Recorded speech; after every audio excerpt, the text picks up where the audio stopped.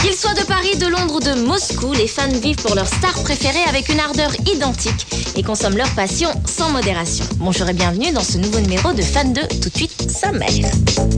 Cléopatra, ce trio de jeunes sœurs a été propulsé à la 3e place des charts anglais.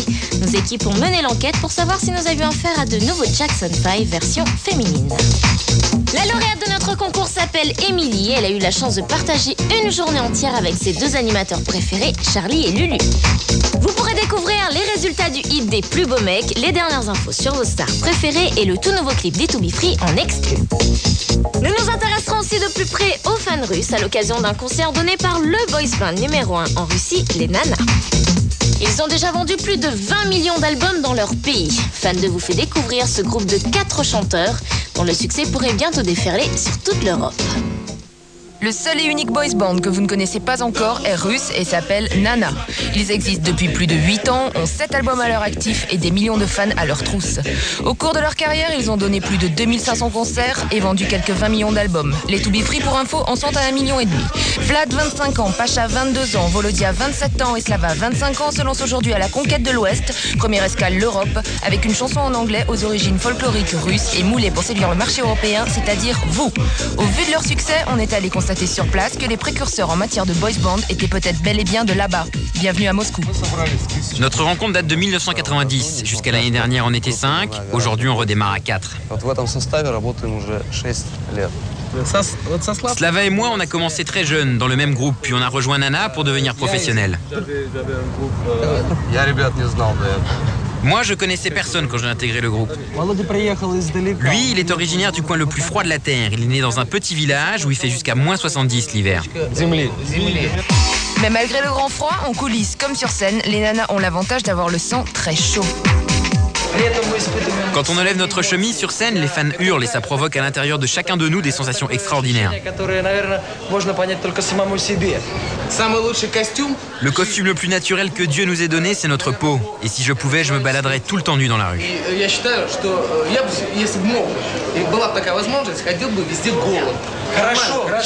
Oui, on se trouve beau et c'est pas tabou. On est plutôt très content de notre physique.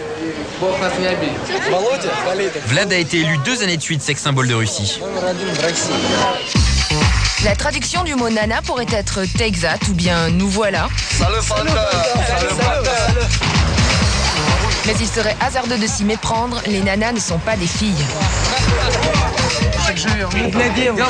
Ça nous fait marrer que Nana ça veuille dire fille en français. Le rythme de vie des nanas est impressionnant. En plus du statut d'auteur-compositeur, il leur est arrivé plus d'une fois de donner jusqu'à 3 concerts par jour. Et à l'image de tous les boys bands du monde, ils ont eux aussi mis leur vie privée entre parenthèses.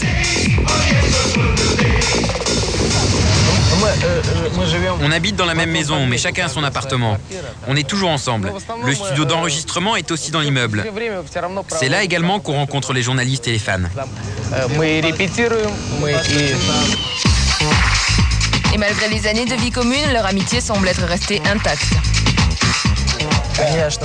Oui, mais on se prend la tête sur des aspects artistiques souvent après un concert. Autrement, on ne se dispute jamais vraiment. Et si ça arrive, ça ne dure pas plus de 10 minutes. C'était l'automne des fleurs, on ignorait la peur. Les lendemains avaient un goût de miel. Ta voix suivait ma voix, on ne se quittait pas. On était jeunes et l'on croyait au ciel. Au vu de l'homogénéité qui règne au sein du groupe Nana, on peut penser qu'ils sont à la Russie ce que les To Be Free sont à la France, un boys band uni et qui bosse sans relâche. Sauf que Nana, eux, sont les seuls maîtres à bord en leur pays. En revanche, leur carrière est déjà bien plus longue que celle des boys bands européens. Désormais, il faudra sûrement compter avec et sur eux. We'll see you very soon in France.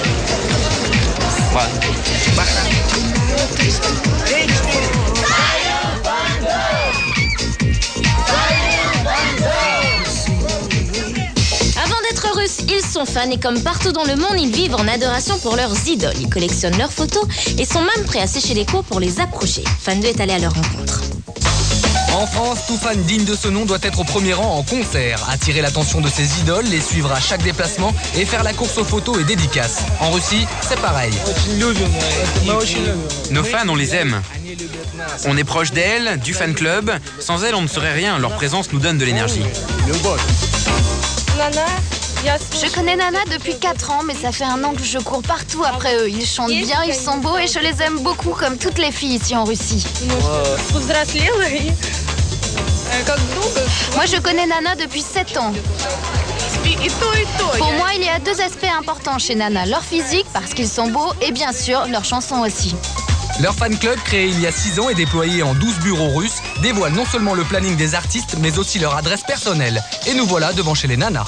TV6, la chaîne principale, possède une caméra qui suit le groupe sans interruption et qui diffuse tous les soirs une chronique d'actualité nana. Curieusement, les nanas n'apparaissent que très peu dans la presse jeune. C'est la presse quotidienne nationale qui, tous les jours de l'année, se fait écho de l'actualité de leur groupe phare. Le service de sécurité, quant à lui, est toujours très léger. Jamais les fans ne s'abandonnent à des débordements qui pourraient mettre en péril l'un d'entre eux. Bien trop précieux, ils sont uniques. On n'est pas extrémistes, on ne leur saute pas dessus, on veut juste les voir. On achète les badges, les t-shirts dans les magasins ou au fan club. L'argent, c'est pas un problème. Pour eux, on ne compte pas. On travaille l'été pour se faire de l'argent de poche pour payer nos billets de concert. Question système D, les fans russes savent aussi se renseigner et pour leurs idoles, elles sont prêtes à tout. Ou presque. Moi, je suis étudiante et Nana, c'est mon passe-temps préféré. Hier, je ne suis pas allée au bureau pour passer la journée avec Nana. Oui, certaines personnes pensent qu'on est folle, mais ça ne nous touche pas, on n'y fait pas attention. Depuis 8 ans, elles ne connaissent qu'un répertoire, mais il est composé de 7 albums, 100% russes. Les nanas nous apportent de l'énergie pour étudier, nous donnent envie d'être comme eux, de réussir dans la vie.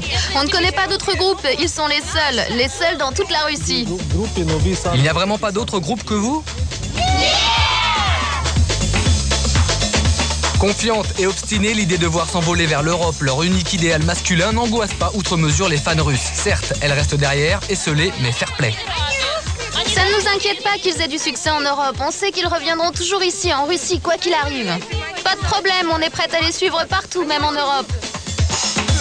Ici aussi, les filles affrontent sans sourciller les attentes interminables, les intempéries, le service de sécurité, ne serait-ce que pour apercevoir pendant quelques secondes leur star.